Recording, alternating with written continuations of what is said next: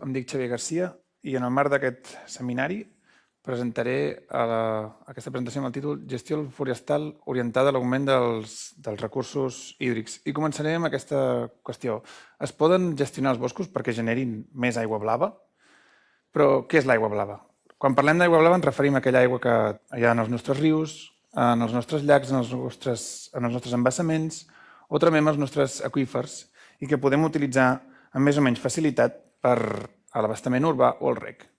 Per altra banda, tenim el que es coneix com l'aigua verda, que és aquella aigua que es troba en el sòl i que és bàsicament consumida per les plantes, els boscos.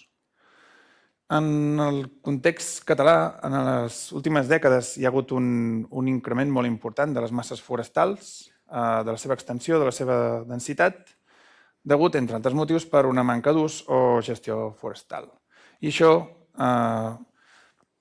s'ha relacionat directament amb una reducció en l'aigua blava disponible en el nostre territori. Llavors, podem gestionar els boscos perquè generin més aigua blava? La transpiració és el procés pel qual les plantes perden aigua en forma de vapor a través de les fulles, les tiges i les flors. Per tant, qualsevol tipus d'actuació en els boscos que vagi orientada a reduir la transpiració global d'aquests es transformarà o farà augmentar el balanç cap a una major generació d'aigua blava. Les aclarides és un tipus específic d'aquest tipus d'actuació i el que busca és regular la densitat dels boscos per millorar la vitalitat i el creixement dels arbres que en queden. De què depèn l'efectivitat d'aquest tipus d'actuació?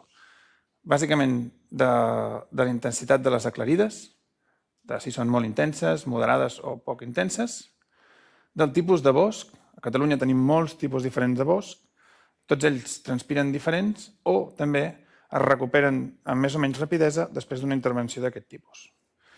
I dels principals elements que influeixen en aquesta efectivitat és el règim de precipitació. Allà on plou més, el bosc té més capacitat de transpirar. Com podem quantificar aquesta efectivitat? Podem utilitzar models ecohidrològics que integrin els processos d'evaporació, transpiració, infiltració i escorrentia, permetent simular el cicle hidrològic forestal a diferents escales del temps i de l'espai. Com l'exemple que es mostra en aquest mapa diferents conques internes de Catalunya, un estudi que vam fer recentment en el qual avaluaven l'efectivitat d'aquest tipus d'actuació en diferents tipus d'intensitat. És sempre beneficiós fer aclarides per obtenir més aigua blava? Cal considerar que aquest tipus d'actuacions, perquè siguin efectives, s'han d'aplicar en extensions bastant amples de bosc i alguns d'aquests boscos poden ser difícilment accessibles i, per tant, són actuacions que poden arribar a ser cares. No obstant això, cal considerar que aquest tipus d'actuacions poden tenir diferents beneficis, com pot ser la reducció del risc d'incendis o la generació de productes fusters.